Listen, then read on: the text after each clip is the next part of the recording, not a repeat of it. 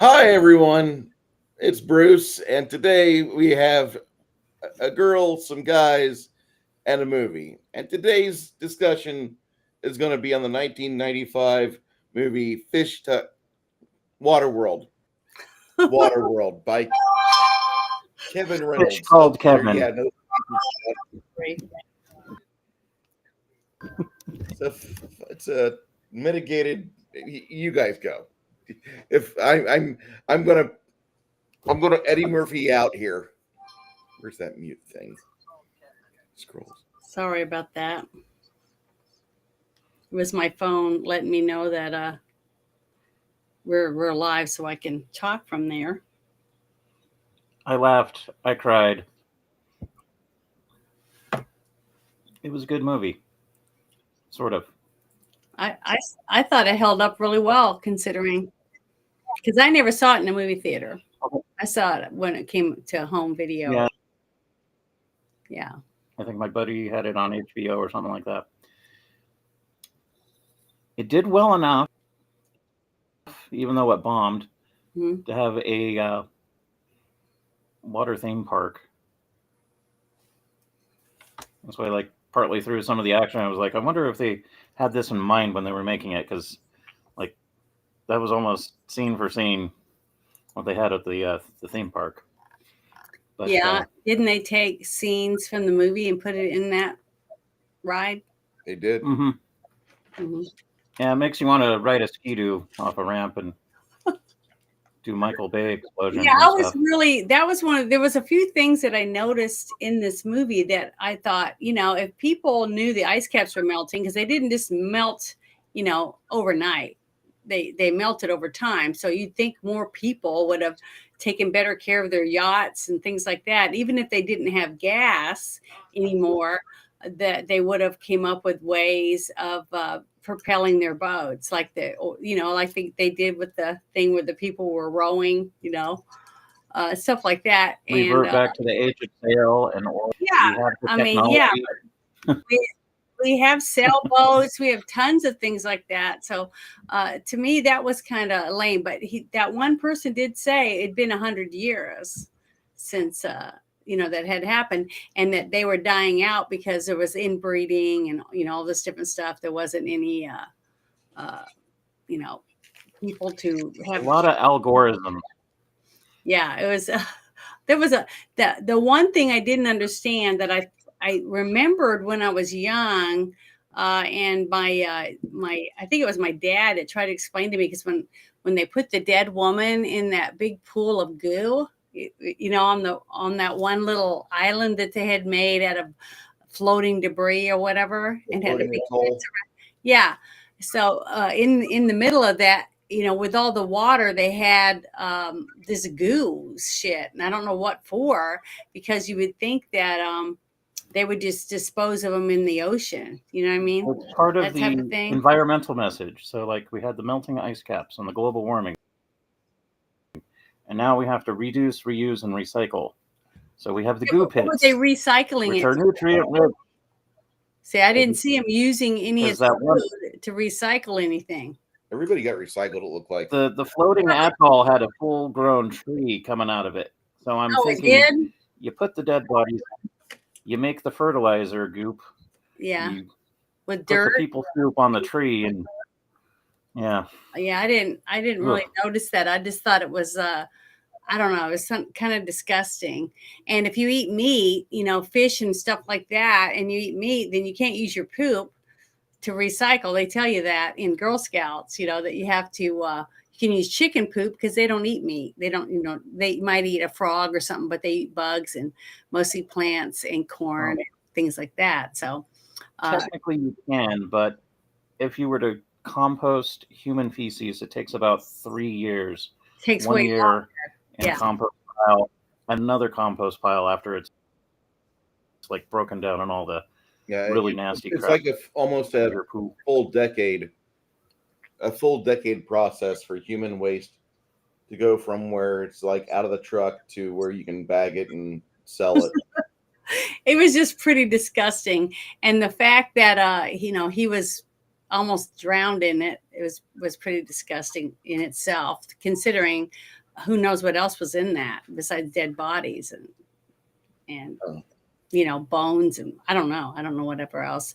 But just little things like that I thought were kind of weird. And but the concept of it was pretty good. But he was the only one that showed you how he was recycling his urine and stuff. And then you did see a lot of the clouds. So there's rain. There has to be rain because, it's constantly recycling as it evaporates. But you didn't see anything. They didn't really show you a lot on how they recycle all the water that he had bought, remember, with all his dirt that he was turning into, get water and other things. They didn't really show with all those people on this little thing how they were making water for all these people and stuff like that, because they were reproducing, because there was young children. I didn't see any babies, but I did see children, the same age as Ilona, as I say her name, Enora. So and they didn't really explain very well where she came from. You go there, you see her parents are dead bones laying in the bed or whatever, but you don't have any idea how a young girl her age, a girl her age got out on the ocean. I mean, who took her out there? You didn't get any answers. And I think I remember talking about that when I first saw the movie, that I thought that was kind of lame. And the more I watched it, just like I said, thinking about it, it seemed like they had 3 writers that wrote this. It seemed like they had taken a concept that maybe came from Kevin Costner, because he wanted to star in a movie with himself. And they took a couple of different scripts and condensed them down and made one out of it. Took different aspects from each of the scripts and made one, because I've seen them do that. They do these screenplay contests for young up and coming writers, and then they'll sell them outright or buy them outright for like $1,000 or whatever, and get a bunch of scripts for really dirt cheap. They don't give the credit to the writer, and they just rewrite it, the storylines, the ideas and stuff out of it, and make their own scripts, and then make a movie like this one. But well, Scotty, this is a hell of a script you have here. It's 90 pages, and man, this is just action-packed and lots of world building. Yes, sir, I did a good job, didn't I? Absolutely, you did, Scotty. What do you do for a living? I read comic books. This is my first script. Awesome. I'm going to give you $100 for this, and you go back home and you do this again. $100 fucking dollars. And they'd be excited to have it. Yeah. Because a lot of them would sell it. Just like I brought up before, the movie The Santa Claus was bought outright, and the actual writer that wrote it didn't get his name on the credit, because normally if you write the script, you get your name up there on the big screen as big as the director's name, and they don't like to do that if they don't have to. So that is fine. You get half a dozen people with like script. Yeah. Then you got a wall of. And then, as I said earlier, when we were backstage, they were having a lot of problems with the script, and that they had called in, what was his name? Joss Whedon. Joss Whedon. The guy that wrote the last few seasons of Roseanne. If to my knowledge, I could be wrong. He wrote the last few seasons of Roseanne. He was one of the primary writers. He wrote some really good episodes, and then that was like what he did to build himself up, and he got out of comedy and then started doing Buffy and the rest of what I was able to find, it said in the trivia area, I dug around in there, it said that he had flew out to the set in Hawaii to do last minute rewrites on the script, because the third act was really shitty, supposedly, and that he went there and he stated that a little more than taking notes is what he did from Kevin Costner and trying to work them into the script, because Kevin Costner wanted, I guess, more FaceTime or whatever he wanted. But and that basically all the ideas he came up with, they didn't want. So he got paid to go there and help rewrite, but basically all he did was take notes for Kevin Costner, basically. He's lying. The main thing he did, he went out there and he hung out with Kevin Costner on set, and then he played the game of it's my turn to pee. And it seemed like everybody that had anything to say about this movie, when they were going out places, they were going out to the set, the floating atoll, anything, anywhere to do with this film. The moment they got on a boat, they were trying to do logistics for I'm going to need to poop in so many hours, or I need to pee in so many hours. And none of these boats have bathrooms. They're just little fucking speed boats or cigar boats, and they take you to this spot. And they didn't build the floating atoll with really good flushing services, even though it's the size of a football stadium. So they have to send out a small barge and keep that hidden off camera with latrines and such. This movie is the you want to study how to film a film, study this movie, because this movie is perfect. They had to put this stupid floating atoll like 2 hours away, mainly from the docks in Hawaii, and then they had to have it to where it could spin. So when they're filming things, the rest of the land sizes or the land masses in the area aren't on camera. Then you have these actors, and heaven forbid they need food, or no, we need lights because we're filming at night now, or we have to have bathrooms. These little prima donnas, they did not understand that you have to do this. Whoever it was in charge of filming this movie, go ahead. I was just commenting about Mac's comment. Ah, you get floaters that way.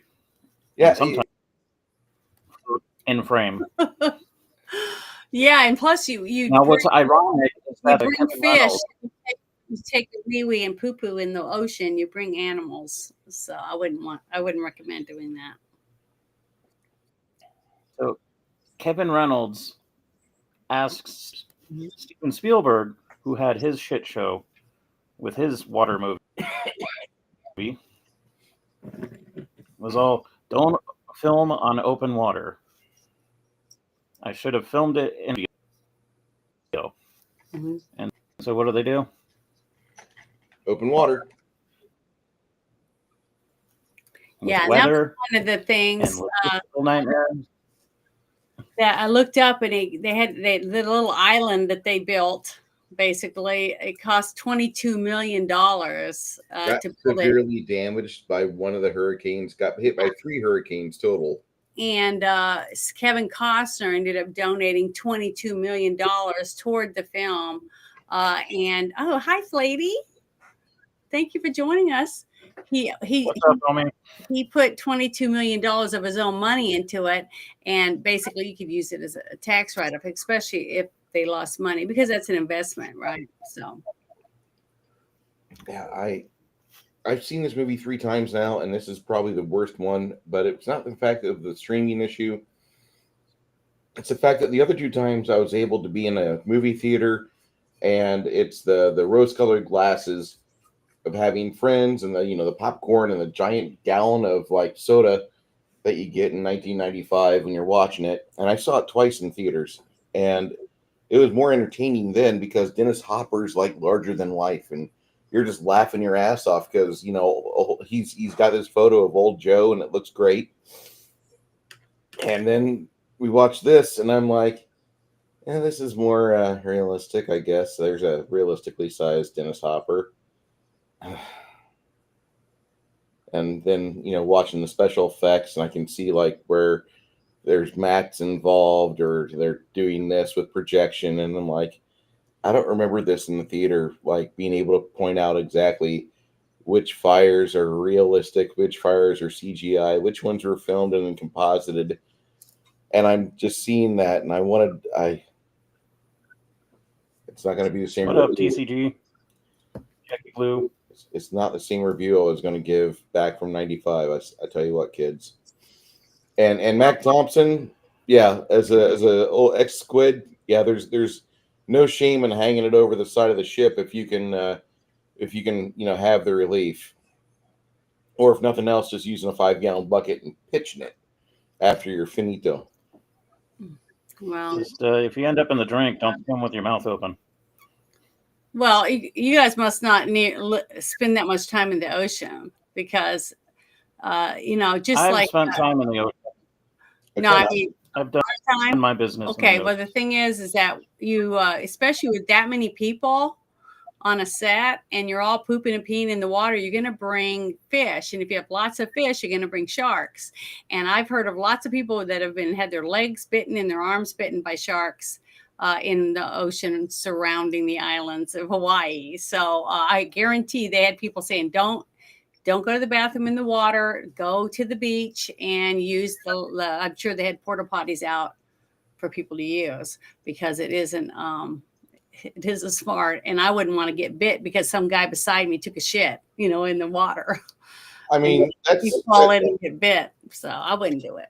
I'm just gonna say that there was plenty of times where we had problems on the Defender, and there we are with 5 gallon buckets, and then about 4 hours later, I'm on a aft lookout watch. There's a guy pooping in a bucket 30 foot away behind a crane, and I can like tell there's like sharks in the water because it doesn't really get super dark. Yeah, it gets dim, and if you've got starlight and a little bit of moonlight, you're seeing things. You're able to see things. Plus, you've got lights on the boat if you want to illuminate the ship behind you. A lot of guys will do that. They'll have the lights on the boat, and they'll turn on a red light just so they can see what's in the chum as the rooster tails ship picking up stuff, and you'll see the sharks come around 4 hours later after you've been throwing things in the water to bring the fish along. Yeah, I get that, and we all thought about that. Like, I'd rather get attacked and killed by a shark than have to deal with a man of war every day of the week. Or they'll stick to you and they'll stick to your boat, and then you can't even get out because they're just stuck all over the sides of your boat. Yeah. Yeah, well, it's the real really scary. Is, but this entire shit show, Mhm. would the cast and crew rather be attacked by sharks or deal with more bitchiness than Kevin Costner? Well, all I know is that he got his ego, and then he was going through a messy divorce, and he's a bitch to work with, and he's constantly getting wet in all those scenes. So he's getting a little perturbed about getting doused with buckets of water. I'm sure it wasn't the most friendly of environments to be working at. No. Despite all the weather and everything else.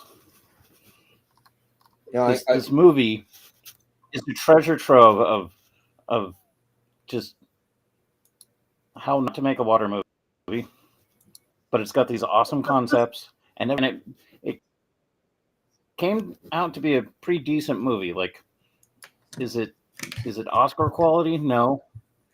Does it put you to sleep right away? No. But it does have some action and adventure and cool themes, and like back in the mid 90s when I was world building and stuff, it's like, oh cool, like here he is going to the underwater city, which I later found out was supposed to be Colorado. So it was a city. It was a city in Colorado then. Yeah. What it was, I don't know, but the miniatures that they used were awesome. It was filmed in smoke to give it that underwater effect, like in what was it, Leviathan and Deep Star 6. Deep Star 6, and then what is the third one that I'm trying to think of? The Abyss. The Abyss, yeah. There we go.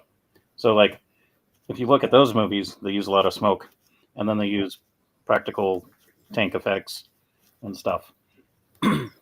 This did it also, but unfortunately, its budget was all whack, so we didn't get the full effect.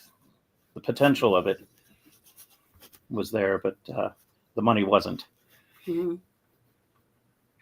Well, that's why we only get the mutant fish in that one scene, and then some CGI stuff. Yeah. Later on, everything else it had to be practical. Yeah, the one scene that I liked the best, that was my favorite scene, was the one where, he kind of let his guard down. He actually has a real conversation, with Helen, and he wants to show her that there isn't dry land anywhere because he feels like he's seen every inch of the planet, basically of where the water's at, which is supposed to be the whole planet. So he doesn't believe in that there's real dry land anywhere. So he doesn't even really believe it, even though he takes her and shows her where he got the dirt and where he gets all the cool stuff, and he finds it because he's tethered a line with a little buoy down to this one city that he was able to find, I guess, because he just swam down one day or something and happened to see it because it was a place on the planet where, because isn't Colorado pretty high elevation? Yeah. Okay, I think that's why they chose that state and maybe a few cities in that state where he might actually go down and swim that deep because, he has gills. He doesn't need to breathe air. He's a mutant or whatever. But I think that's why they said that they used Colorado as one of them because it had a big city and it's high elevation. But to take her down there and show her that this is where he got all his stuff so that there isn't dry land. That's where I get my soil, and that's where I got, all the different things. And it kind of helped her in a way, more of a human quality that he had one-on-one with her. But the fact that later, after they, supposedly have sex with him, they didn't even have to show it because everybody knew what they were doing. And the fact that he finds that picture that the little girl had drawn of a tree. Okay. And then he pulls out his old National Geographic and he sees a tree and he realizes that she's seen dry land. And that's where I had the hard time back when I first saw it, was like, here you have the parents dying, okay, because they didn't have food or whatever it was. They were jungle disease or whatever, because you don't find out anything about why they're dying, but their kid's not sick, their baby or whatever. And somehow, what do? Put it on a little boat and push it out to sea? I mean, they don't give you any explanation. And that I had a really hard time with that. And I don't know if it's because they cut it all out of the editing. Instead of Kevin Costner, standing on his boat looking menacing over the water, they could have put in a little more about,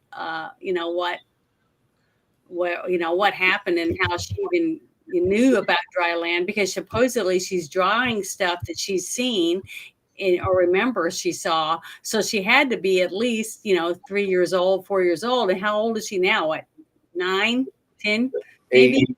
Okay. So, it'd only been a couple years that she'd even been alive and seen dry land. The fact that no one else has seen it, I mean, it's just, they don't give you enough answers to fill the voids, that there are gaping holes, basically. And that's why I believe that it's more than one script, that they had a general idea of what they wanted to do because of global warming or whatever the premise was, but they had to make a story about it. So they just got a bunch of scripts, took little bits and pieces from different scripts with the 3 writers and then Josh Wheaton, and throwing it together to make a script. And that's why it's jumbly.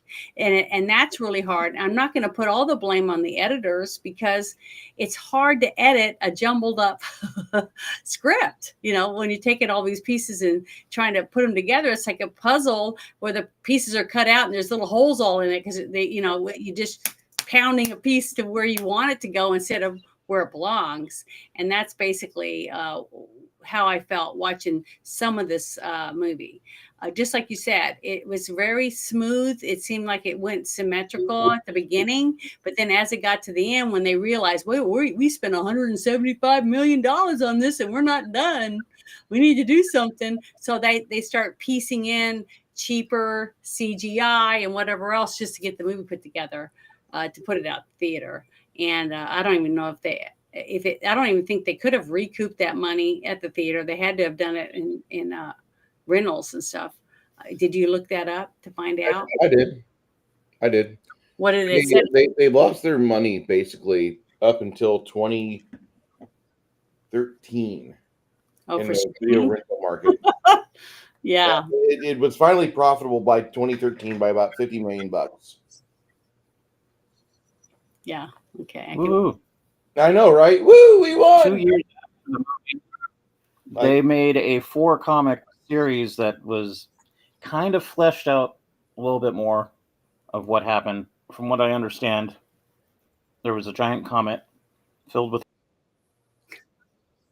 ice Yeah. that hit sea level more than 200 feet, and that's why we got Denver or whatever these towns are all underwater. So basically, I guess like the Himalayas would be the new island chains. Any place with like massive mountains. I did think the one comment that Helen made, I wrote it down on a little snip of paper when she said, "Well, when I heard about dry land, I just thought it floated because of she was born on the water apparently because if they flooded 100 years ago and they talked about dry land or whatever, then it would have been that's what people would think because all their land floats. They don't have any land. They're all on boats or jet skis or their boats all tied together, that type of thing.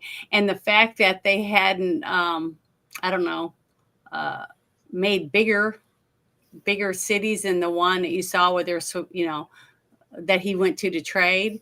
So there really wasn't a lot of people. Now on that ship that we saw floating, old tanker, which is the only tanker that apparently in the whole ocean, considering all the countries that had time to prepare for the floods. I can see it.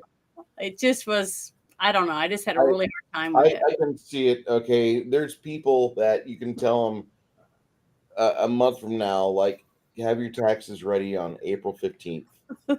And on April fucking 15th, they're like scrambling around and they don't get their fucking taxes done. They're just stupid. Yeah, but that's paying someone money. But when you're gonna But give you already know it's coming, right? yeah, Okay, is April 15th a mystery? No, it's on the next month's calendar day. So then you tell people like, hey, you may want to save some money so you can buy your kids some clothing in July or in August for the new school year, and then in September you get a call from Deb. Deb's like, hey Bruce, yeah, what's going on, Deb? Hey, you still got that job over in the oil field? Why are you asking to borrow money? How do you know I'm trying to borrow money? It's September and you probably need money for your kids, right? God damn it. She hangs the phone up. And you get this shit all the time. Like people you tell them there's an impending deadline. This is important. Set resources up for this. They fucking forget about it or they push it aside. I'll do it tomorrow. And then like you guys are talking about this movie, like, oh my god, there should be things going on. We should have floating barges, or we should have better ships in the sea. Why don't they have more tankers? Our United States Navy, God bless these guys. I mean, honestly, think about it. You have whole cruise industries in every country, right? I can't hear Bruce. Okay, you have the United States Navy, and all they do is they take care of ships, including keep them from turning into floating fireballs, and they keep these ships maintained. And I agree with you. That's what we pay the Navy to do. A great bad movie. Keep the ships intact so it can blow up things and kill people.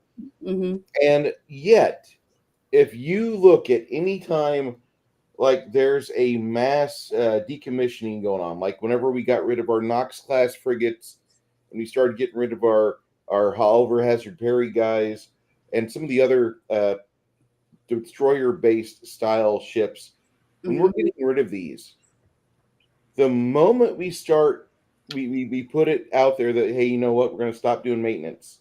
Just don't worry about things. We're going to stop doing maintenance. Just document stuff. And then we're going to put the ship somewhere and let it sit and let it get taken care of from there. Yeah.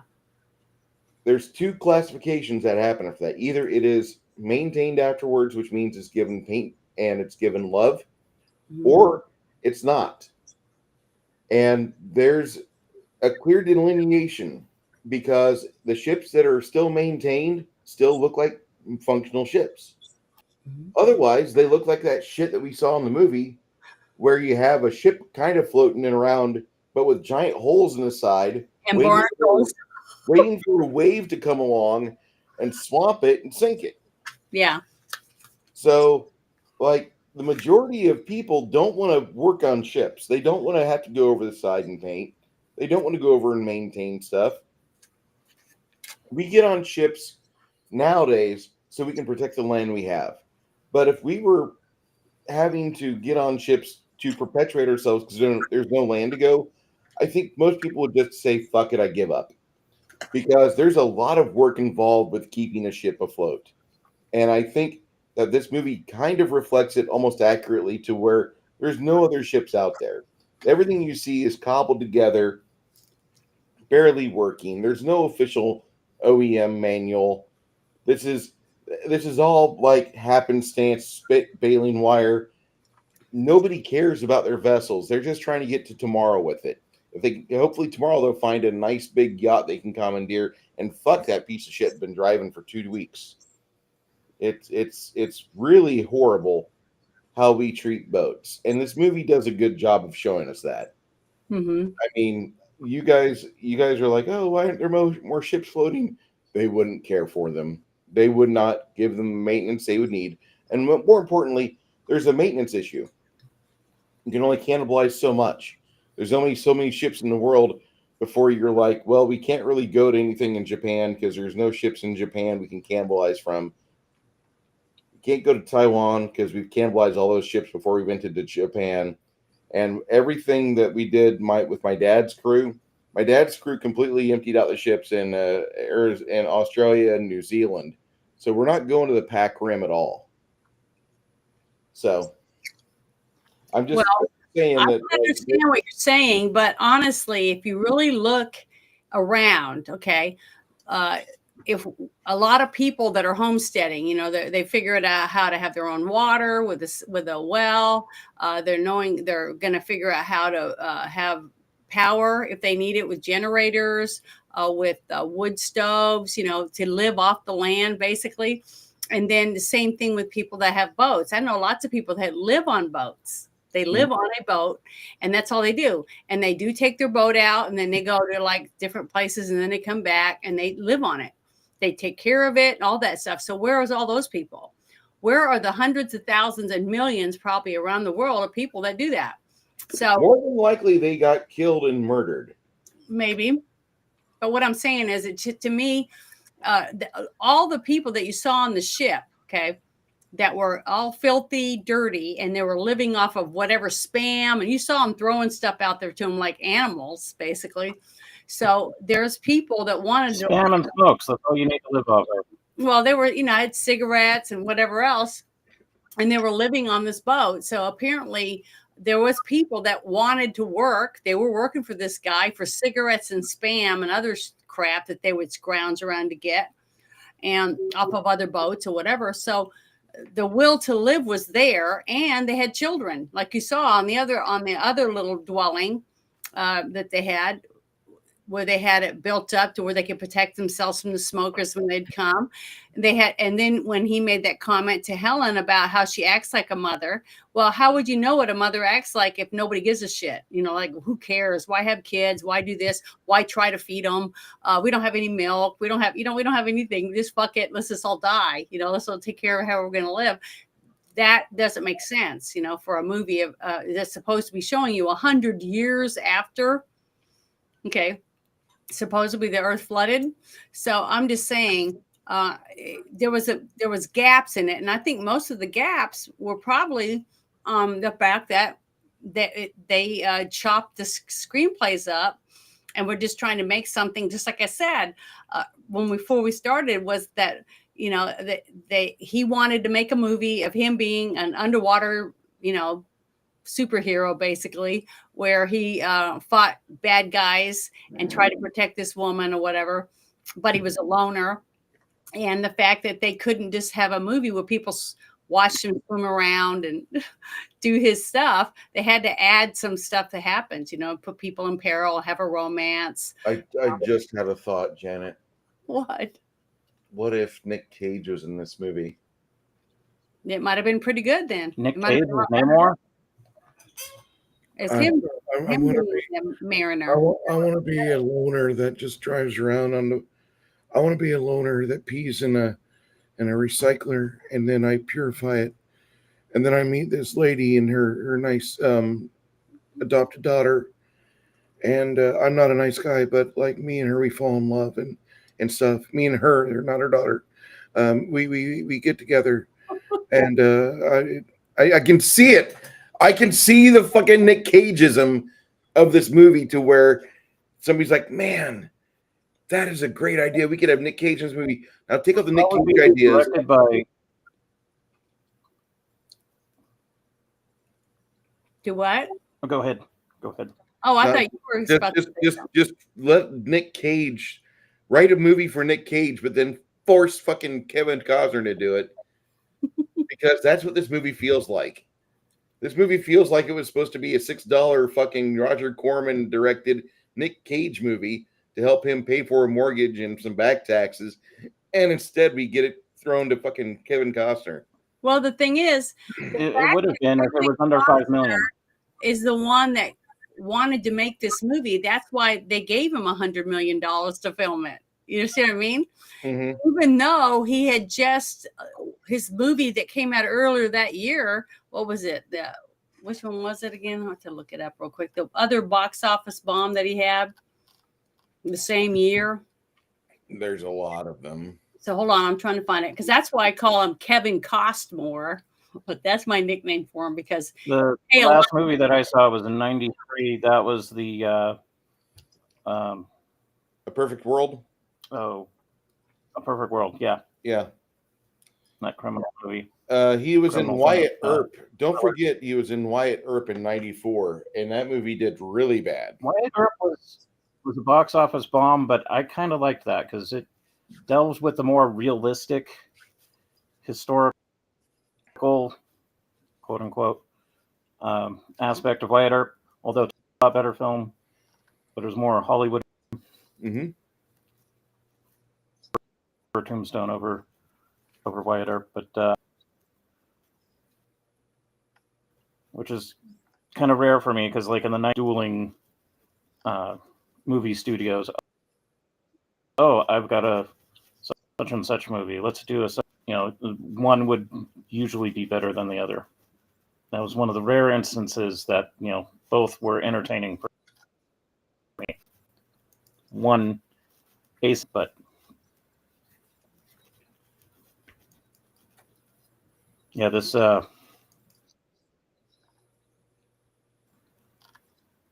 could have been a awesome Roger Corman. We probably would have had a way different, because I was just looking at IMDb on the various actors that were going to. There's a whole slew of people. Well, how much did Tombstone cost to make? Because that was a very elaborate movie, and it was a hell of a lot more entertaining. And it had a lot of good actors in it. It had a great story. It was action packed, and it leaned a lot towards historical event. Leading up to the battle, the shootout in Tombstone, Arizona, that type of thing. It killed his other movie that he made that bombed, because it was drawn out, boring, and it starred Kevin Costner.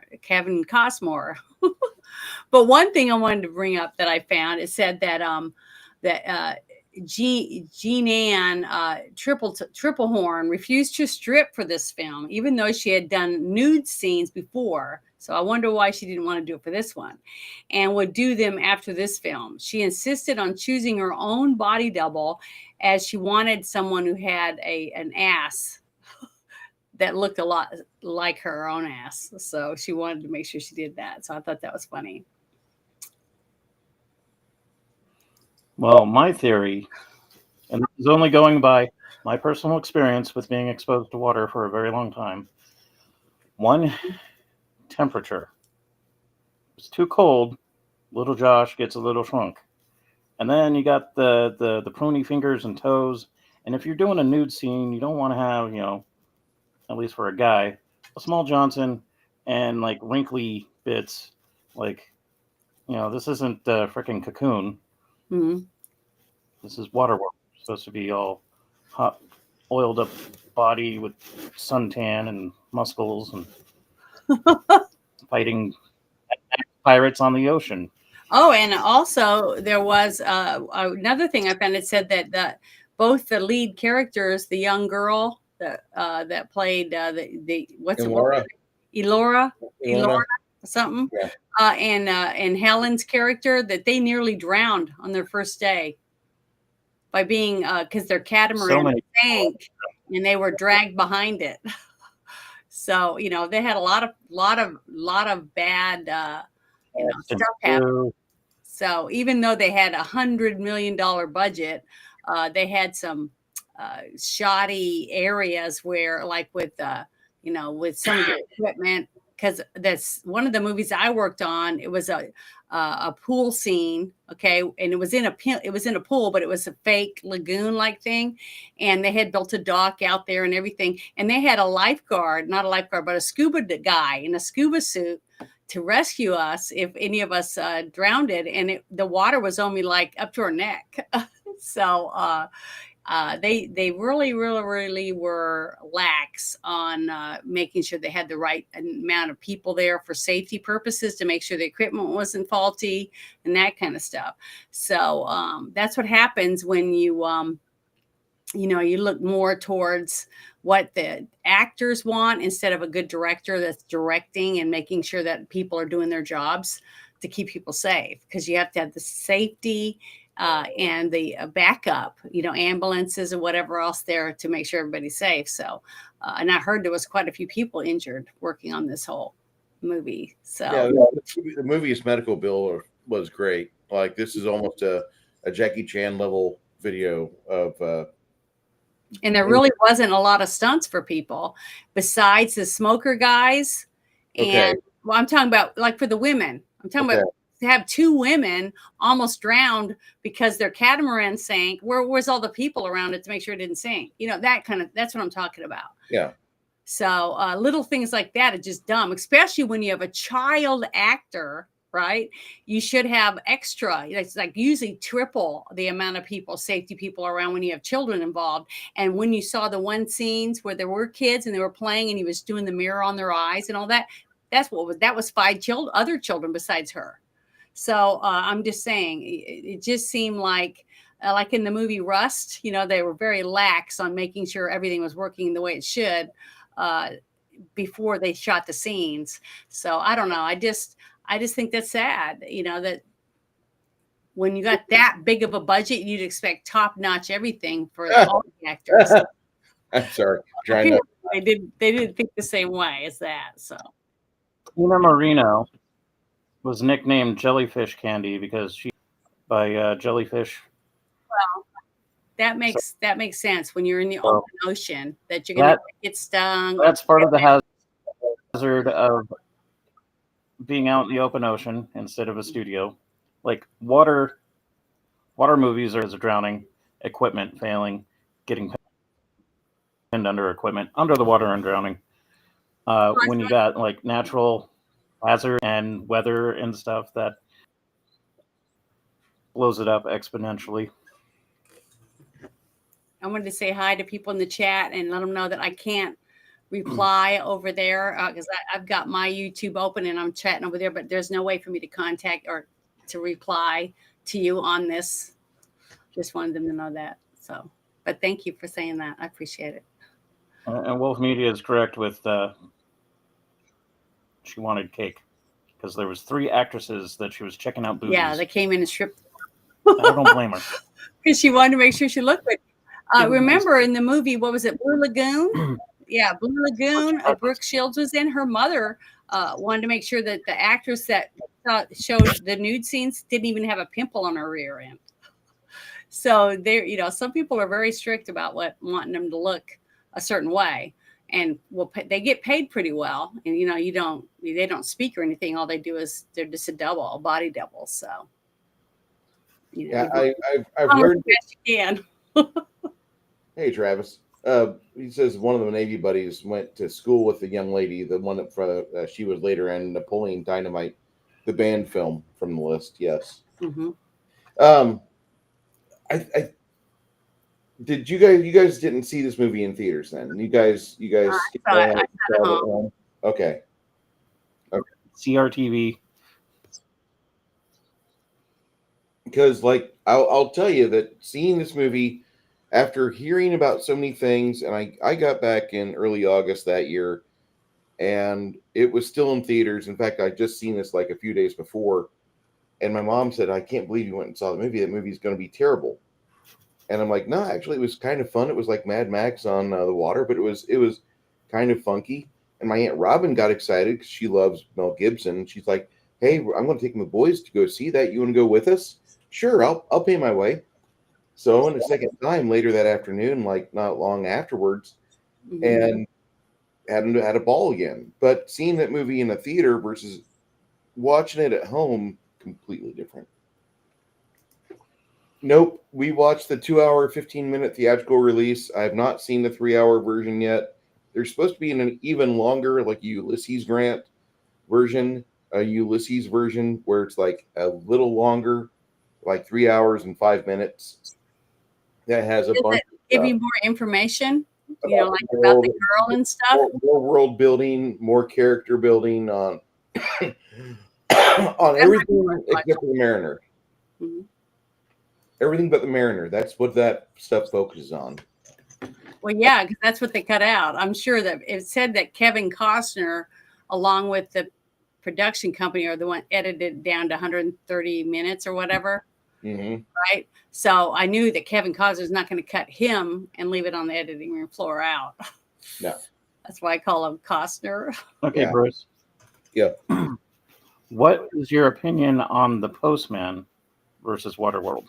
I've never seen The Postman because Waterworld was at the point to where I didn't need to see another post-apocalyptic movie because me and some friends, Travis, one of them, he wasn't one involved, but we were at the game store one night, Beyond Hobbies and Games, and we constructed an entire type of world, a campaign setting based on Waterworld, Yeah. and we thought it would be really cool to have a situation like that with the functional like bits of the U.S. military and merchant marine still floating around, and with Mhm. plans and actions to keep things going to where we could keep things functional.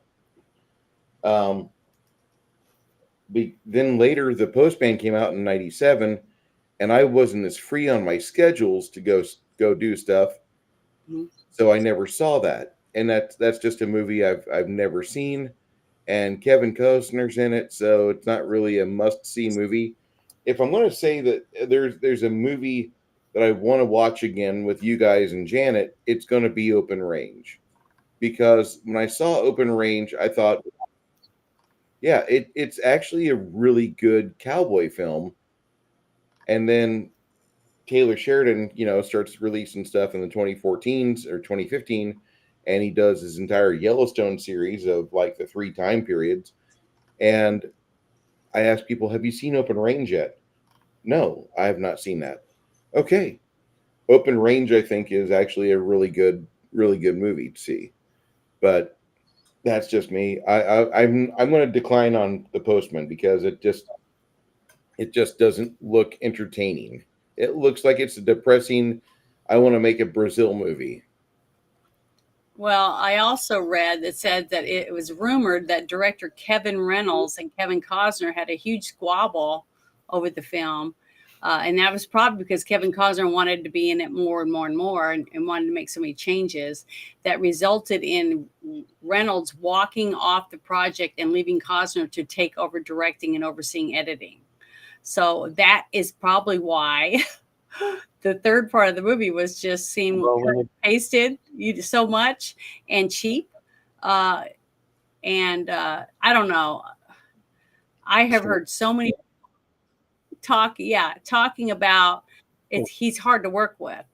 He's hard to deal with on the set and things like that. So When he was doing Robin Hood, he probably rubbed him the wrong way, and then this was the straw that broke. This is bullshit. Oh, You go Yeah. see your ego. we're just gonna make a movie. We're gonna make a movie, guys. The director's offset for the moment. Don't worry. It's all fine. It's all good. I'm gonna wear some sunglasses, and that's when I'm being director. And then But when I take my sunglasses off, that's when I'm working with the actor. That's when the actor Kevin's out. but what I wanted to finish was saying is that Reynolds was quoted as saying that Kevin Costner should only star in movies he directs. That way he can work with his favorite actor and favorite director. So That right there. I That just thought right, that was freaking spot on. I want to get his autograph next time I get to meet him, Mr. Reynolds. He's a smart man. But it's sad. I probably shouldn't say that because I really did love him. And my favorite movie, Kevin Costner movie, is Mr. Brooks. It really is. To me, he was excellent in that movie. And all the acting was good. It was a very well done script, everything. I just loved it. I thought it was very, very well done. And he actually acted well in it. So I enjoyed it. So, When Costner and Reynolds got back in the camera and in front of the camera, it was when they did the miniseries Boys, which was in 2012 or something like that. mm-hmm. So they reconciled their differences. Kind of cool because like if you're friends with somebody and like do stupid shit and hold a grudge. Yeah. So it's nice that they kissed and made up and now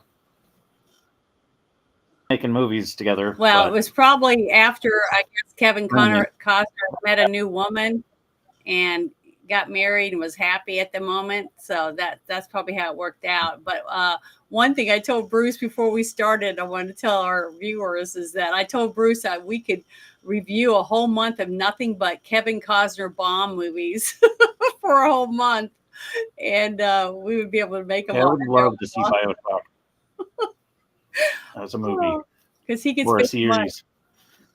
He knows how to spend money, so I just thought that I just wanted to add that little jab. Sorry, guys. That's not a movie I've heard of in a long time. 3,000 Miles of Graceland. Isn't that a Costner and Kurt Russell film? Yeah, it's Kurt Russell. Mm-hmm. Okay. Kurt plays doesn't Kurt Russell play Elvis and Costner plays the captain or whatever his name is? I believe so. What's the general? I don't remember what he called him. So that was his manager. I can't remember what his name was right now. But my mom talked about him a lot and that how that person was so horrible. When he died, when Elvis died, my mom blamed him for it.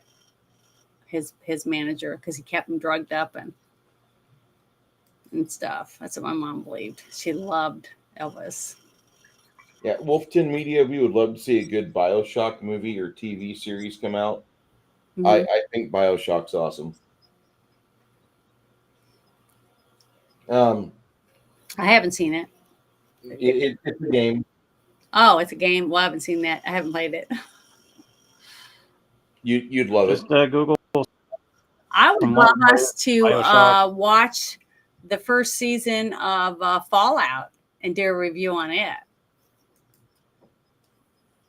I freaking love Walton Goggins. He's a good actor. He's the best part of that Fallout show. Yeah, but I've gotten to work with him, and he's a phenomenal actor, and he's nice. He treats people good with respect. So, and there are quite a few good actors out there that are good actors, and they're nice people. So,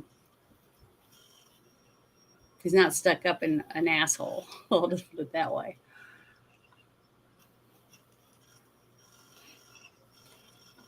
There's movies where I really remember watching them with you, like Teenage Mutant Ninja Turtles, mm-hmm. or and that was fun. That was a good movie. Yeah, that was fun.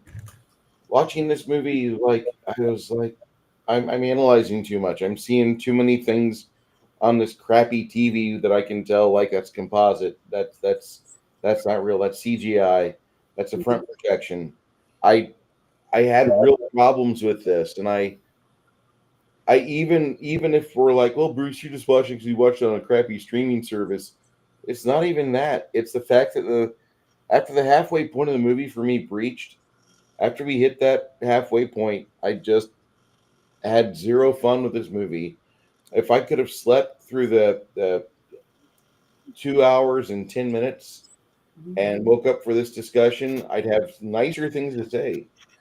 I'm not even tired. I'm just saying that, like, You 3 pitchers of beer, watch the super duper extended version, and it And might nacho. be better. I liked it. I thought it was really a really good movie, and it wasn't as good as it was the first time I watched it, because I remember the first time I watched it at home, we were all like, "Wow, this was really good." I thought it was exciting. How cool it was to see the world flooded, and people having to learn how to survive. Like with the plants, that some people had, that a plant is worth so much, a tomato plant, that most people just say, oh, hell, they go buy a box of them, at Walmart, and they try to grow it, and they're happy if 2 of them live, Mhm. that type of thing. The work that people had to go through, if you thought about what it would be like to live on a boat. Oh, there's a lot that's to be salvaged out of the movie. Mm-hmm. This movie's got a lot of good stuff. Yeah, that was He swiped all his lemons. Yeah, that was his limes. They were limes.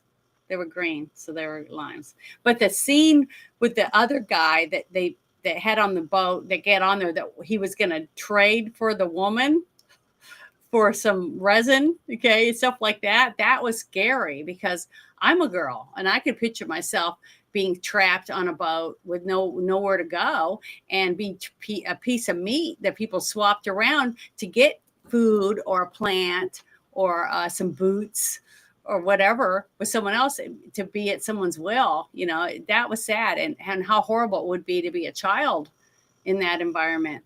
So yeah, I remember thinking about all those things the first time I watched it, and to me that was a real possibility, if the planet ever did flood, or you were trapped somewhere, like half the planet was flooded and you were trapped there and you had no way of getting to where land was, that type of thing. It's just horrible. The whole thing that I talk about all the time anyways, with the human trafficking and things like that, I could visualize how horrible that would be to have that type of life on a boat. Just like she said, when she woke up after what had happened when he threw the little girl overboard and she dove in to help her, and she got back on the boat, and she said, you have to sleep sometime, and when you do, you're not going to wake up, because she said she's going to kick his ass, basically cut his throat or whatever when he goes to sleep. So that would have been me. I would have been thrown overboard way early in the movie, because I would have been a total bitch to him. So the only reason she wasn't even halfway nice to him is because she had that kid. Without the kid, there would have been nothing but fights going on the boat. I can tell you that. But yeah, Hungar, the Scarvarian, said it's the Colonel. The Colonel is what he was called. Elvis's handler or whatever. Yeah. Oh yeah. Yeah, I couldn't remember. So like we have 8 billion people on the planet. Mm-hmm. Yeah, about it. We have some landmass that could potentially still sustain life. Let's say in this universe does get flooded more than 216 feet or whatever it is that they estimated the ice caps would cause it. So you would have certain areas with enough resources to sustain life, and then you'd have your explorers looking for maybe like better resources or genetic diversity, because you don't want to have a bunch of flipper babies. Yeah. In this world, muties are bad. Yeah. The movie really shorted me on its muties, because we only see one. I wanted to see more. I wanted to see how the mutations happened across, and they talk about that in the trivia. And when I'm not Roger saying Corman, like Jason Momoa and Amber Heard, but like more would be awesome. Yes. Mm-hmm. I was robbed. I was robbed of my bad, low budget rubber human suit animalian crap. Humanoid. That's what I was talking about not enough backstory for the characters, for the little girl, where she came from, how she got into the population she was in. If her parents are dead on this island and they knew they were dying, that's why they put the tattoo on her back. Well, how big was the tattoo? As big as her whole back when they first put it on her? All this different stuff. And then you got Kevin Costner.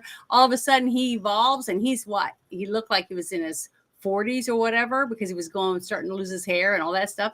So you got a guy that's on a boat. His ears have changed because it's been 100 years since the water had flowed over, over the whole planet. And he's the only one that's out there surviving that supposedly had gills. How many other people might have had gills, that type of thing. They just left a lot of gaps. That's what I'm saying. That's why I felt like it was just choppy, very choppy. Like they'd taken 4 or 5 scripts and took different things out of it. And that might have been because of the editing that they did to rewrite it after the other director left and said, screw this shit. It's not worth it. You're not paying me enough. So he took his paycheck and left. And it was up to Kevin Costner to do it. That might be another reason why he put $22 million of his own in there, because he needed to, because he was hurting. Yeah. So, I don't know. I'd have to research more. Positives out of the movie. Kim Coates, one of his first early roles. Yep. Plays the gibbering, creepy. Yeah, he drifter. Was scary. That was a very scary. That was the scariest scene for me on the movie, especially when she went into his boat.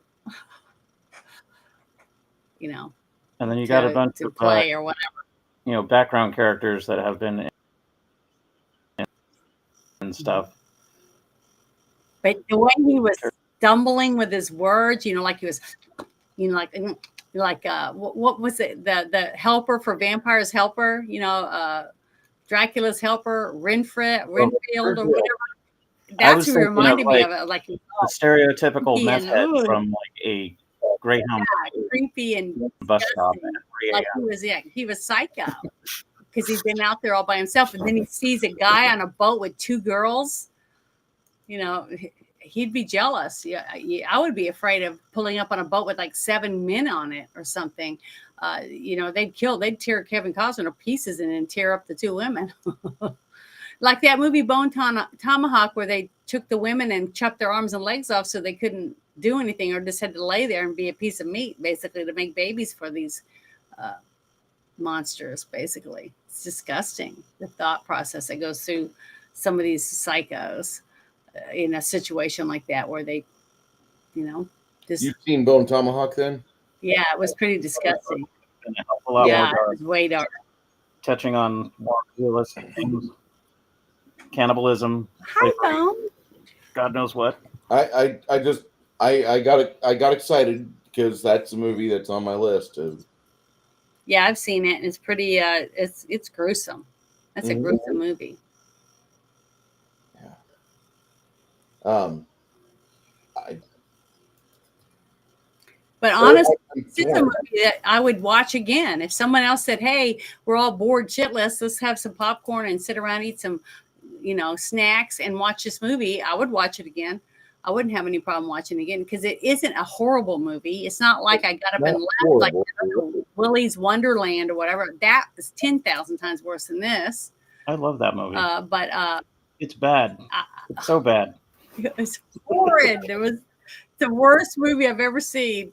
Next to what was the one I told you about, the rabbit test or whatever? That was pretty bad too. But I didn't get up and walk out because my mom was watching that on TV. So I would put this in my wheelhouse of post-apocalyptic movies, like low budget.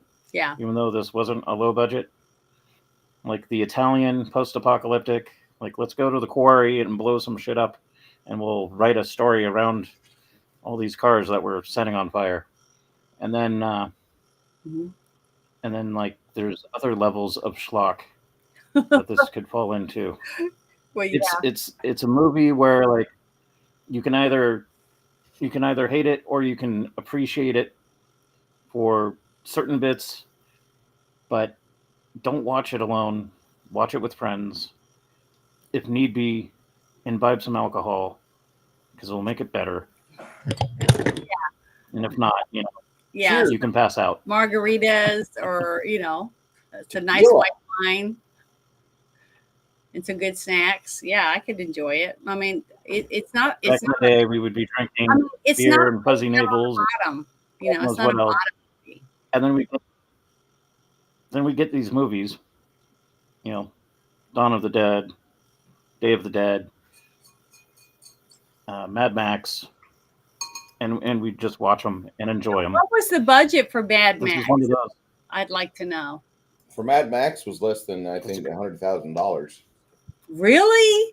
Yeah, it was less than 100,000. Holy shit! Well, that puts Kevin Costner even more at shame because the special effects and the fighting and the explosions and the costumes and everything that was in that, you know, with the tank looking vehicles and all that. Oh, my bad. Oh, Australian between $350,000 and $400,000. oh, still, But still, that's like Australian dollars, not American dollars. yeah. And at the box office, it raked in over 100 million. Yeah, I can see why. I mean, and plus he had a good actor and Australian money hold of it. a good script. It was a good revenge movie. Yeah. You know? Where he was wanting to get revenge for the death of his No offense to our Aussie wife friends, but and stuff. So it was good. But Mel Gibson and Kevin Costner are no comparison, I don't think. that was a low budget movie, technically, Mhm. and they didn't have permits, so they had to do some Guerrilla shady filmmaking. cinematography, which is awesome. Yeah, I'm pretty sure they did, but it was good. It was very well done. I loved the whole little creepy dad with his little creepy kid that flew around that little plane thing he had, helicopter weird thing. That was good too. Just little things like that was good. in that I movie. love the stunt work in this movie. The stunt work in this movie, I think, is pretty high tier for 1990s. It's one of the best exhibitions of good stunt work. Some of the pyrotechnics in this movie are fantastic. Mhm. There's some really good pyro in this film. The ship explosion that looked real. Did you the billowing fireball coming straight up from it, the way it billows into each other and stuff? That looked real to me. That looked like the real ship went off when I watched it.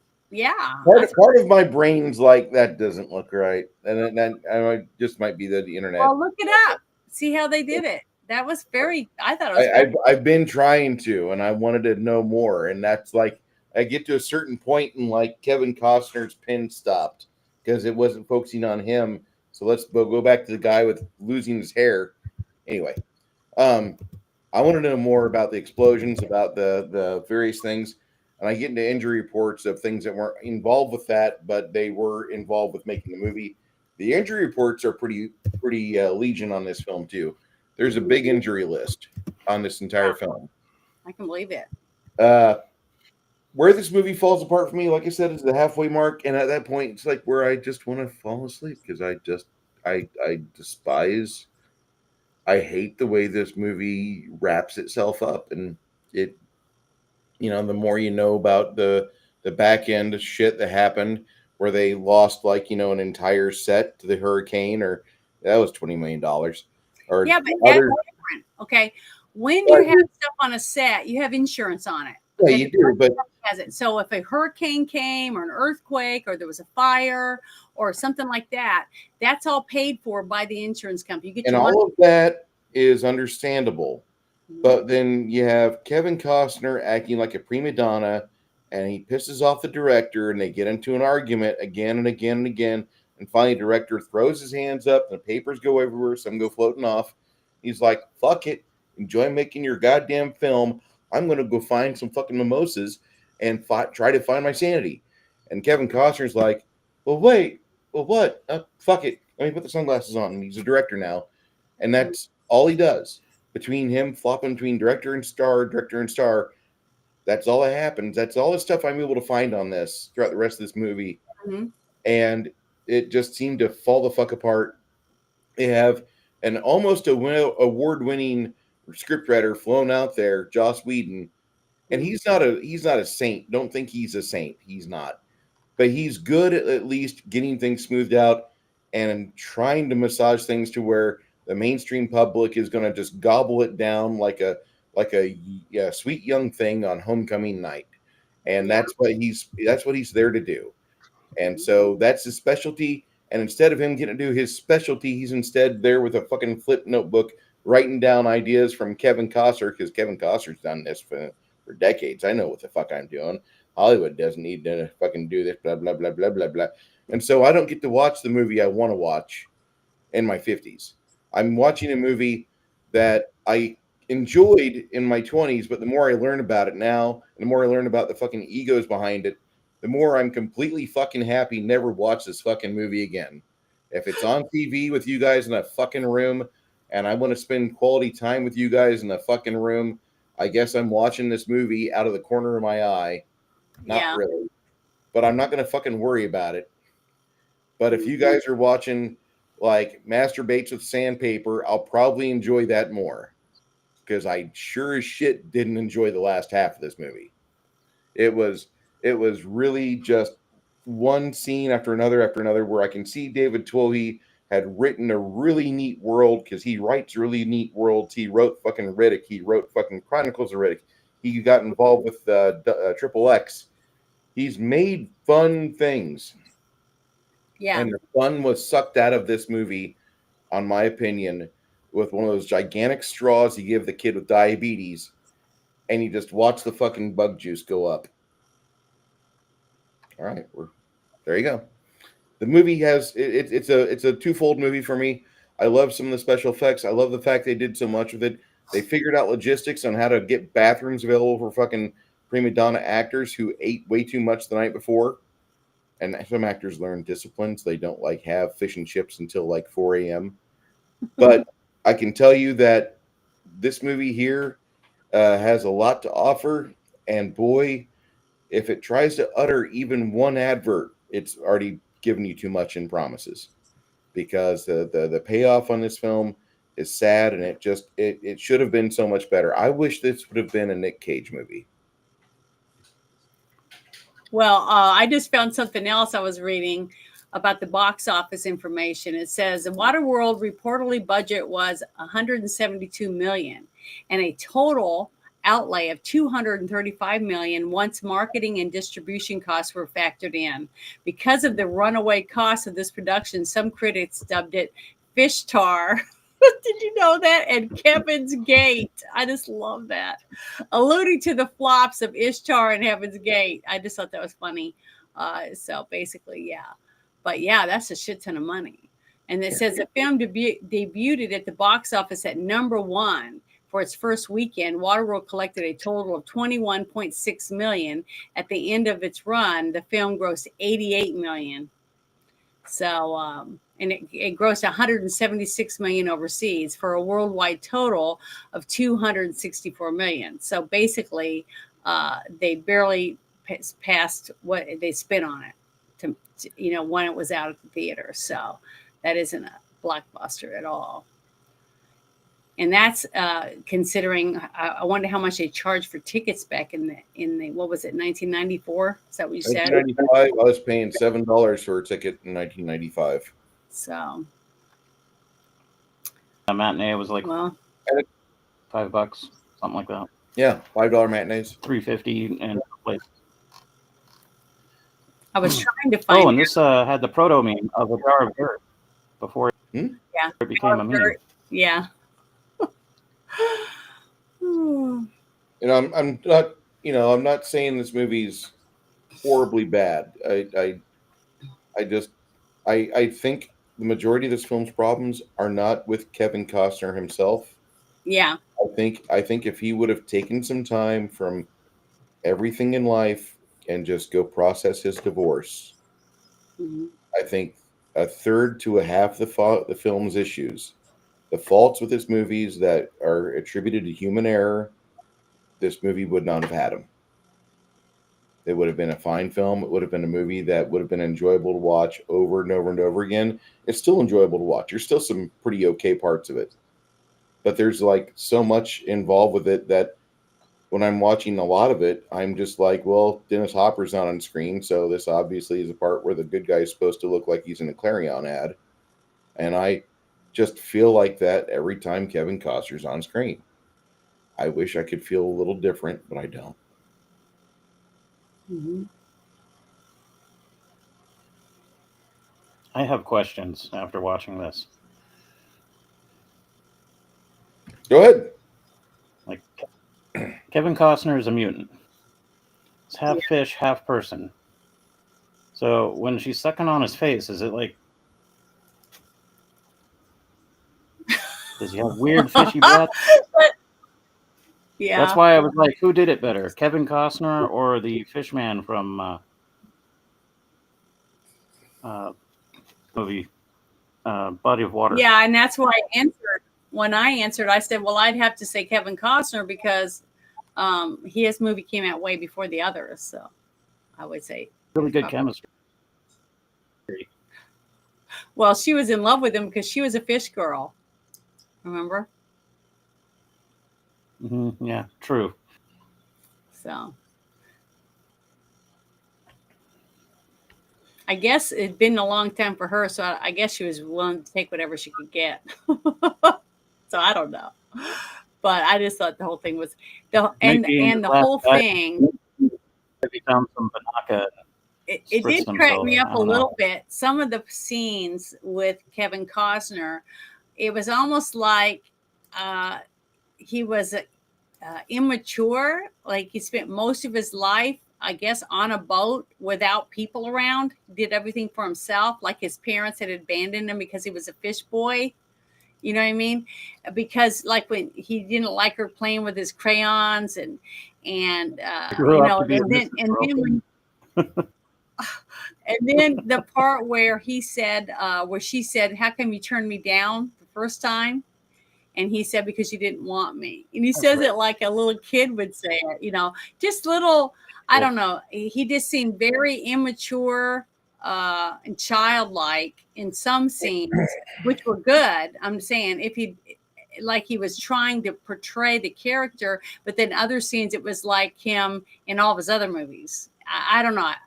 I just felt like he was like through his part, and it just wasn't. He just didn't play the character well enough for me. And then a couple of the scenes, like I said, with the editing, was the part where he's in the cage and it's sinking, and he's almost under the thing, way down. It was like a half inch or a quarter of an inch, like this much space. 2 inches maybe, and then when you go back to the cage again, it's like another half of the cage again. So little things like that, like he was trying to. That's why I really felt like it was edited mostly for him. He edited it, and I didn't know that he had taken over as director, but I could tell that he had a lot to say because a couple of the movies that we have done, I said, "Wow, you can tell that the director was pushing us to the end because he wanted us to see his grand finale of how this guy transcends, stupid shit like that. That when the director becomes obsessed with something, it ruins it." Because the whole thing is supposed to be a collaboration of the actors, the story, the writer, and all the people wanting to see it on a big screen as the story, as a theatrical entertainment, like it's supposed to be. And then other times you see it and it's like, here, eat my movie. It's so good. You're going to like it. That kind of thing. It's forcing it down your throat. And that's basically how I felt about some of his movies. He is like, you're going to love me because I'm me. It doesn't matter what the script's about. You just want to see me on screen because I'm that good.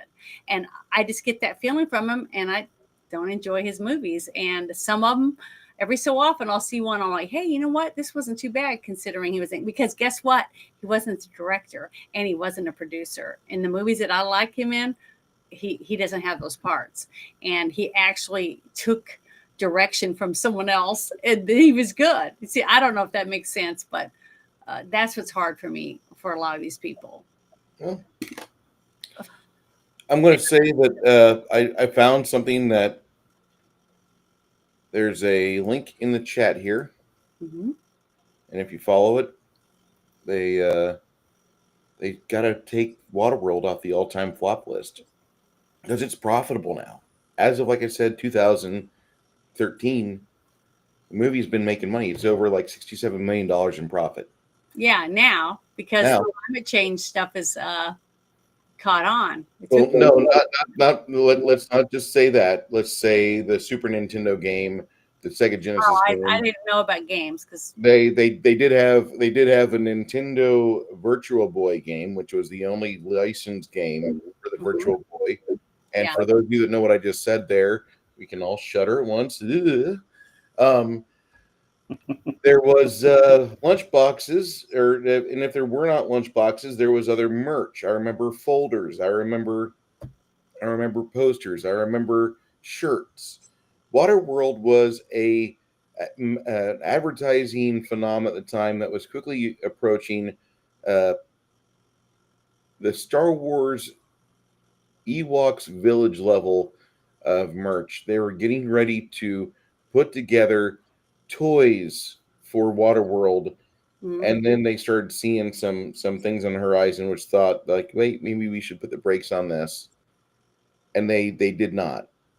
I wanted to see that. Oh, now I want to House I action wanted to figure. see like the play set for the giant atoll. I wanted to see that. That would have been cool, but it doesn't matter. Um, this movie was steamrolling towards that, and they had the brakes pumped. So this movie had a bunch of almost could have beens. We almost had James Caan as the deacon. We almost they tried putting Jack Nicholson in, but that did not fit the budget. So nope, no Jack Nicholson. They had so many things they wanted to put into this movie, and they had to retract it at the last second. And then when Costner got involved at the helm, just things kind of fell apart. But this movie is a classic case of how things can go wrong, kind of in a hurry. And as much as people have some rose-colored glasses, or they're like, honestly, I do enjoy this film. Uh, there's a lot of issues with the movie that still are persist. Your enjoyment of it is all that's necessary for you, and that's great. Mhm. I've already had a couple chats in here talk about how they would rate the movie, and if you want to rate the movie, we'll be more than happy to pin it and have Janet read it. Because Janet, here's our first rating. I enjoyed it. I don't worry about what happened backstage. Well, we're supposed to because we're having to watch it to pick it apart basically. But I agree with you. He gave it an 8 out of 10. That is what I would also give it, an 8 out of 10, because it was a good movie. It was good entertainment up to a point, and the watching it the second time is when I really started noticing gaps, like where her parents were. But I remember asking that, what happened to her parents? How come they didn't give us more information on how she got into Waterworld? That type of thing. So that was one of the questions that I had with the first time I watched it.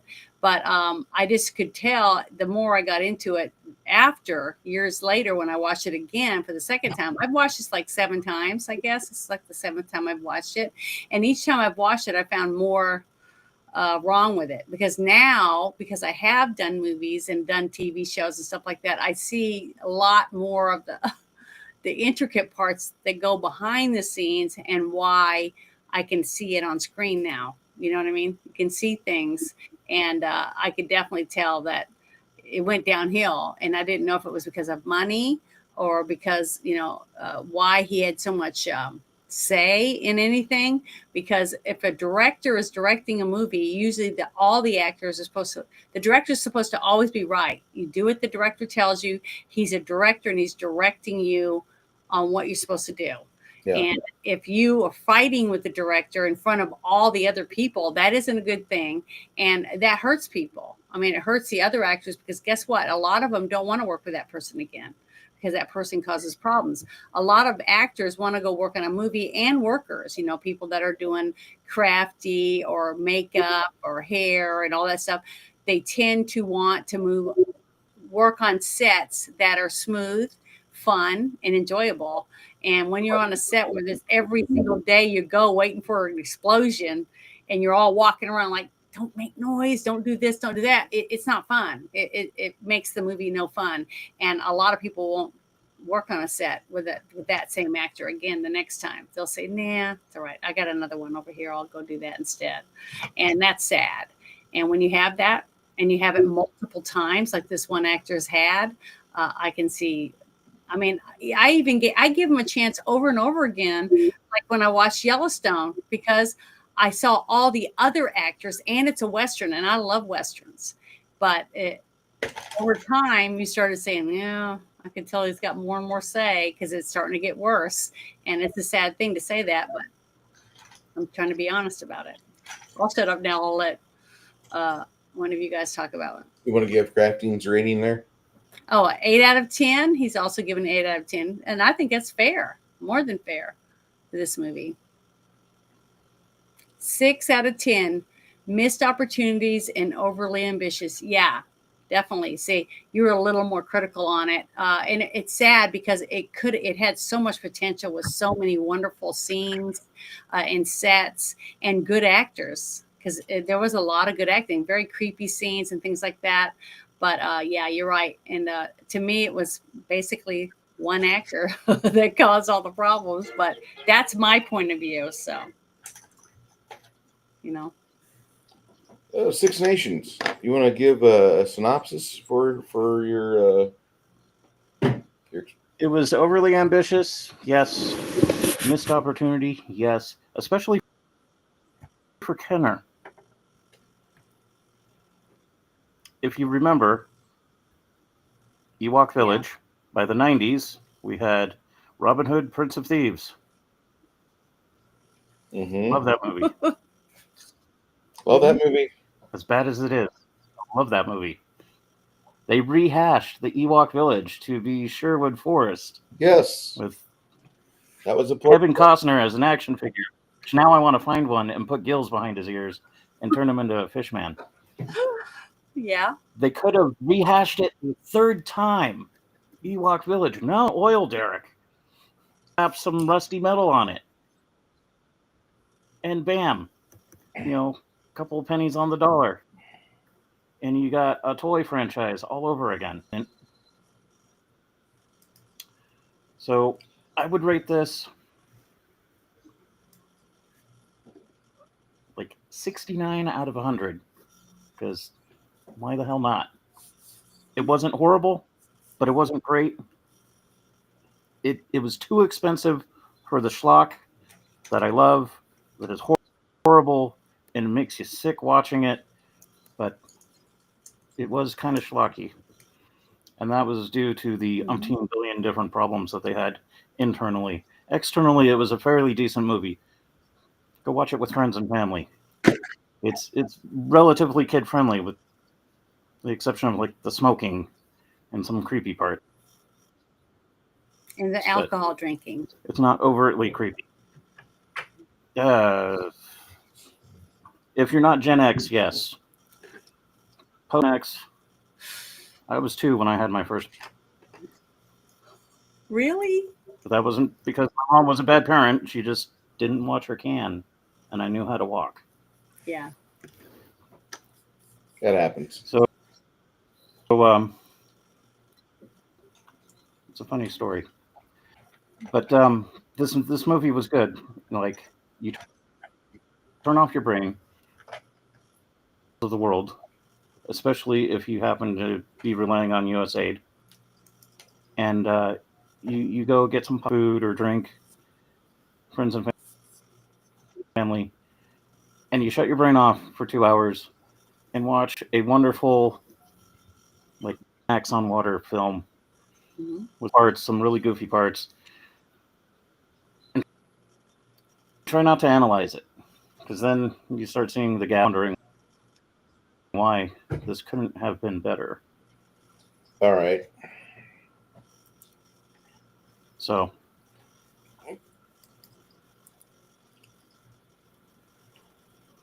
I would say watch it and then think about it.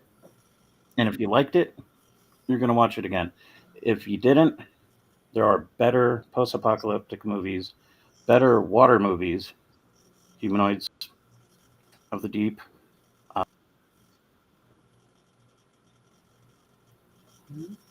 Creature from the Black Lagoon. Deep Rising comes to mind because Wolf 10 Media said he's Rising was a good. God. we'll need to watch. We'll need to watch that soon because Treat Williams, God bless his soul, he recently passed in the last couple of years. Good guy. Underwater. I'll even say Underwater. You know, I don't really care much for the modern movies. Most of them have some weird subversive idealism in them, but Underwater was a decent one. Like this gal's going through some trauma in her relationship. They're underwater in these high-tech rigs doing oil rig or geological stuff, and then they run into Cthulhu and it's Hellspawn, and like, who doesn't like Cthulhu under the water? It's creepy as Underwater. fuck. I'm trying to remember, there was a movie I wanted to put on the list, and it was an underwater movie with the aliens, and it had that water spout that went around, and it had a face on it. It looked like the woman that was looking at it. Are you talking about The Abyss? Yeah, that's a movie I want you to put on the list. That's a good water movie. That I can find. You guys know my feelings on things. I'm not going to sugarcoat it. 55 out of 100. The majority of this movie is all right. Mm-hmm. This movie could be scads better. I wish it was scads better. This is a theatrical cut I'm reviewing, not the extended version, which actually goes into the stuff I want to know about, like the world and the various aspects of everything leading up to the current situation. So if you're saying I'm holding out hope for the extended version, you're right, because I am. This movie had a lot of joy for me when I was a very young man, and unfortunately now watching it, not really so much. I wanted to like this a lot more. Today I didn't. And this is just one of those films that you have these movies where occasionally like things will happen, times change, and you'll have a situation like The Cowboy Way, where you go into the movie, man, I remember this movie was great at the theater in 1994. Let's watch it again. And at the very end, you're like, what the fuck did I just watch? Ernie Hudson said it was cool for him to crash a goddamn truck into a nightclub. Are you fucking serious? I mean, no, I that's how I felt watching this today, and I came to hate everything about the scenes with Kevin Costner because Kevin Costner seems to be going through a lot of shit, and instead of him taking time off, being an adult, want to go decompress, ride horses, fuck hookers, snort cocaine, and get the fucking divorce out of my head, and I'll be back in 8 months to be an adult and be around you guys and be willing to make a check. Instead, he's just like, nah, I'll be fine. Let's go do it. And he's miserable throughout the entire filming aspect of this film. And his relations with everybody is shit. So whatever he was going through, it really spilled over into film. This is a situation that most men can self-diagnose. Unfortunately, he didn't. And I'm gonna knock every aspect of this movie with Kevin Costner in it. There's other movies that Costner did since then that are really good, and I'll even throw out their Open Range. I want to watch that with you all someday, but it's just it's one of those things that I think this movie here is suffering because of the timing of everything that happened, and because the fact that he did not decide to pump the brakes. That's why I'm going to drag it, and that's what I'm doing. So. Appreciate everybody being here. I know y'all want to discuss things, and you might disagree with an opinion, but man, there are some other better films out there that do this genre some justice. I wanted to see this movie and feel good about it. I wish I did.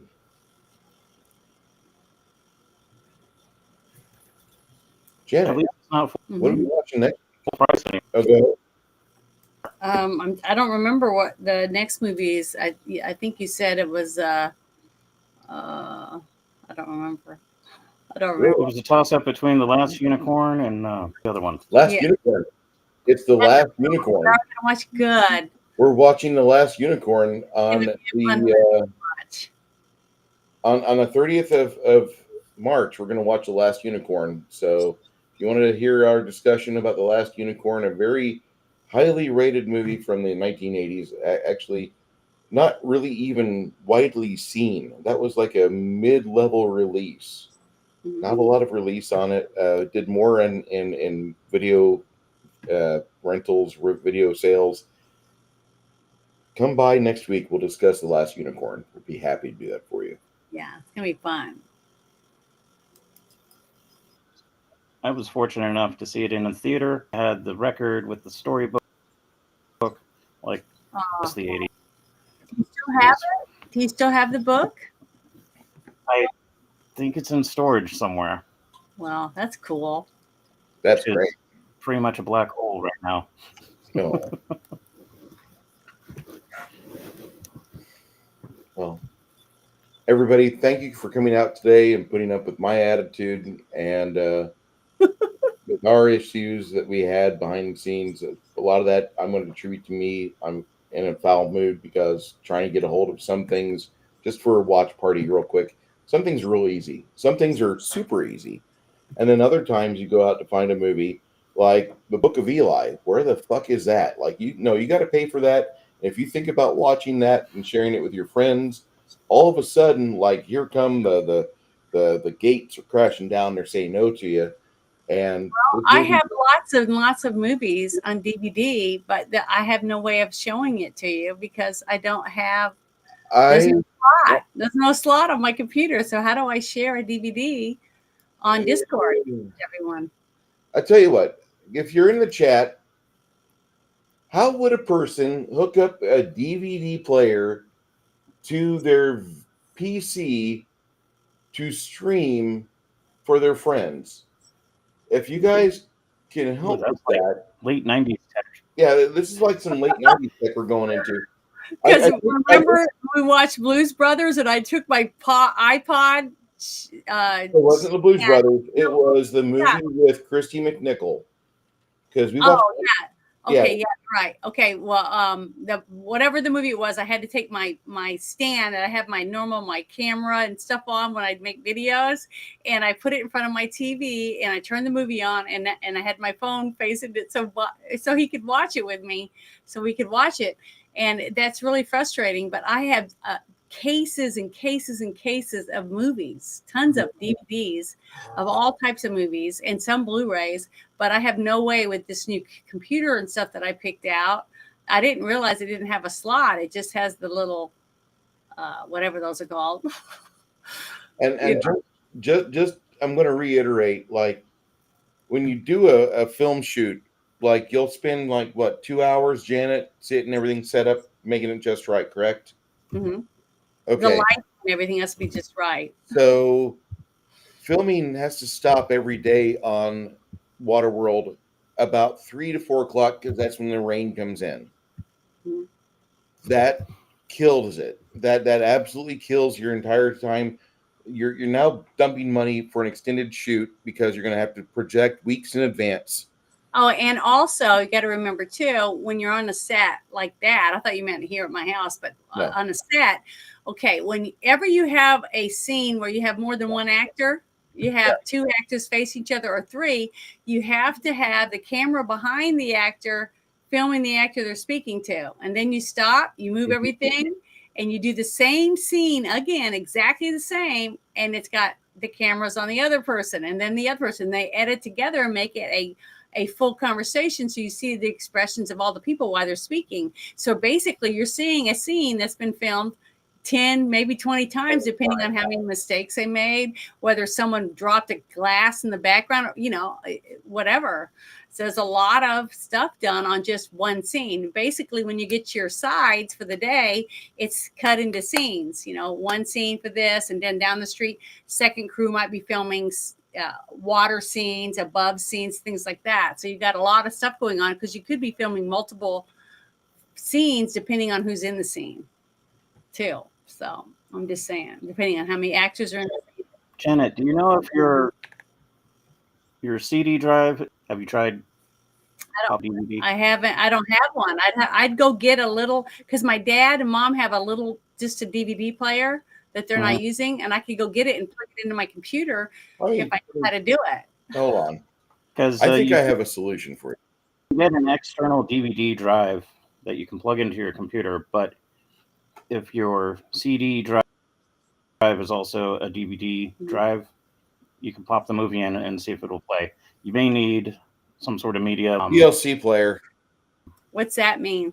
Yeah. It's called VLC player. If you've got a DVD player that's already hooked up to your PC, VLC player will take it, grab the codecs, and interpret it to where it can spit it out in your visual unit, and you'll be able to enjoy it. Okay, well, send me any of that information, and I'll try to go get me whatever that is. Do you have a DVD drive on your PC? No, I have to buy. I have a DVD player. It's little, and I'd get it from my parents. No, I don't know. That's all I have. Okay. I don't have anything. That's what I said when I went to go get a disc that one time. Remember, I was saying I played a movie for us, and I was like, I don't even have a slot on my Alienware computer. It's all the little flash drive plugs. That's it. I get it. Well, they're cheap as fuck right now. Excuse me. On I have Amazon. tons of movies. I mean, tons and tons and tons of movies. Anyway, this has been one of those more struggled situations for the day, and I appreciate everybody stopping by today. We'll be back next week with The Last Unicorn. Up until then, me and Janet and Josh will be discussing some hardware solutions for Janet. She's got a lot of DVDs. Hey, that'll fix a lot of issues. Thank you so much for being a part of today's stream. I know it wasn't that pleasant to watch, but it's just one of those things where sometimes you have a film and you're like, God, this tastes like liver. Ah. I like liver.